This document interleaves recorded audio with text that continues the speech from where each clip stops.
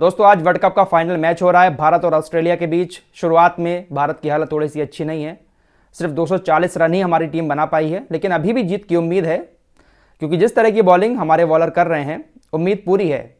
हम दुआ करते हैं एक बार फिर से मोहम्मद शमी पिछले मैच की तरह इस मैच में भी अच्छे विकेट लें और टीम जीत जाए। उम्मीद पूरी है, बस दुआ की ज़रूरत है। फिलहाल इस मैच की बात मैं इसलिए कर रहा हूं क्योंकि इस मैच में आज एक घटना हुई।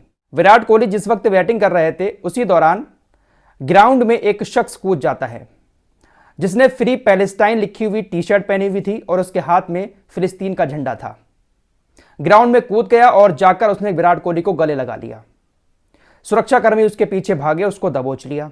जब ग्राउंड की सिक्योरिटी ने इसको पकड़ा तो उसने बताया कि मैं विराट कोहली का बहुत बड़ा फैन हूं, इनसे मिलना चाहता था, साथ ही साथ मैं फ्री पैलेस्टाइन को सपोर्ट करता हूं, मैं फिलिस्तीन को सपोर्ट करता हूं, इसलिए फ्री पैलेस्टाइन की टी शर्ट पहनकर और हाथ में फिलिस्तीन का झंडा लेकर ग्राउंड में आया हूं। हालांकि मैं ऑस्ट्रेलिया का रहने वाला हूं। यहां से एक बात तो साबित हो जाती है कि दोस्तों फिलिस्तीन के सपोर्ट में सिर्फ मुसलमान ही नहीं है दुनिया के, बल्कि दुनिया के अमन पसंद लोग हैं, वो भी फिलिस्तीन के साथ हैं। बेंजामिन नेतन्याहू गाजा के अंदर ये जो कत्लेआम मचा रहा है इसको लेकर खुद यहूदी भी बेंजामिन नेतन्याहू के खिलाफ हैं। एक बहुत बड़ी खबर आपको बताने जा रहा हूं। बेंजामिन नेतन्याहू अपने ही देश की जनता से डर कर बिल में छिप गया। बेंजामिन नेतन्याहू के अंदर इतनी हिम्मत नहीं कि वो अपनी जनता के सामने आकर उनको कुछ बोल सके। हमास ने इजराइल के 240 नागरिकों को बंधक बनाकर रखा हुआ है। हमास शर्त रख रहा है कि आप जंग रोक दो, फिलिस्तीन के कैदियों को रिहा कर दो, हम 240 लोगों को छोड़ देंगे। लेकिन नेतन्याहू अपनी जिद पर अड़ा हुआ है, हमास की बात नहीं मानना है। अब इन्हीं सारे मामलों को लेकर जो इजराइल के लोग हैं, जिनके परिवार वाले बंधक बने हुए हैं, उनका सब्र का बांध टूट रहा है। तकरीबन 30,000 यहूदी तेल अबीब से यरूशलेम पैदल निकले।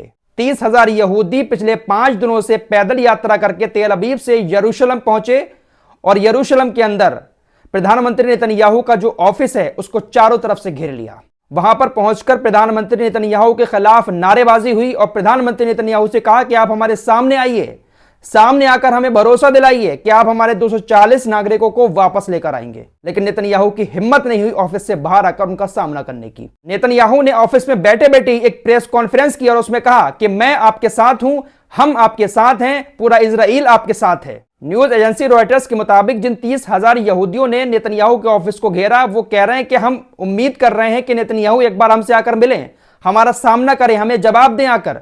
लेकिन नेतन्याहू हमसे नहीं मिल रहे हैं, अंदर छिपे बैठे हैं। लगातार इजराइल के यहूदी नेतन्याहू से मांग कर रहे हैं कि जल्द से जल्द सीज फायर करो, जंग खत्म करो, हमारे कैदी वापस आएं। वहीं बंधक बनाए हुए लोगों के बारे में हमास की तरफ से अब एक बात कही गई है कि हमने 240 लोगों को बंधक बनाया था, 10 लोगों को छोड़ दिया है, लेकिन 60 लोग जो हैं वो लापता हो गए हैं। हमास ने कहा है 60 लोग लापता हैं, पता ही नहीं उनका वो कहां चले गए, क्योंकि इजराइल लगातार हमले कर रहा है। जहां पर छुपाया था तो कहां से कहां चले गए या हमलों में मर गए। फिलहाल हमास ने दावा कहा है कि 60 लोग हमारे पास नहीं है, वो लापता हैं। वहीं अल-शिफा हॉस्पिटल की बात करें तो हालात वहां पर भी बहुत ज्यादा खराब हैं। फिलहाल जो बच्चे वहां पर प्रीमैच्योर डिलीवरी से हुए थे 32 बच्चे बचे हैं, जिसमें से 30 बच्चों को वहां से निकालकर मिस्र के हॉस्पिटलों में शिफ्ट कर दिया गया है। तो कम से कम ये राहत भरी खबर है उन नन्हे नन्हे मासूम बच्चों के लिए, क्योंकि अल-शिफा हॉस्पिटल के हालात तो बहुत ज्यादा खराब है। लाइट वगैरह वहां पर है नहीं, जिस वजह से मशीनें नहीं चल पा रही हैं, तो 30 को वहां पर शिफ्ट कर दिया गया है। वहीं भारत ने एक बार फिर से गाजा की मदद की है। 2 दिन पहले ही मैंने आपको बताया था, अरिंदम बागची जो विदेश मंत्रालय के प्रवक्ता हैं, उन्होंने कहा था कि भारत आगे भी फिलिस्तीन की मदद भेजने का विचार कर रहा है और भारत ने मदद भेज भी दी है। भारत ने 32 टन जरूरी सामान C-17 एयरक्राफ्ट के जरिए मिस्र भेज दिया है। तो भारत लगातार फिलिस्तीन के मदद के लिए आगे आ रहा है। वहीं इजराइल ने एक और कायराना हमला स्कूल के ऊपर किया है। उत्तरी गाजा में अल फखूरा नाम का यूनाइटेड नेशन का एक स्कूल था, उस स्कूल को हमला करके पूरी तरह से तबाह कर दिया। स्कूल तो तबाह हुआ लेकिन उसमें 50 जिंदगियां भी तबाह हो गई, 50 लोगों की मौत हुई है। इजराइल लगातार इस तरह के कायराना हमले किए जा रहा है और किसी के ऊपर कोई फर्क नहीं पड़ रहा है। 50, 60, 100 लोग तो ऐसे मर रहे हैं जैसे कुछ है ही नहीं। फिलहाल इस रिपोर्ट में इतना ही, मिलते हैं एक और नए वीडियो के साथ, तब तक के लिए अपना ख्याल रखिए।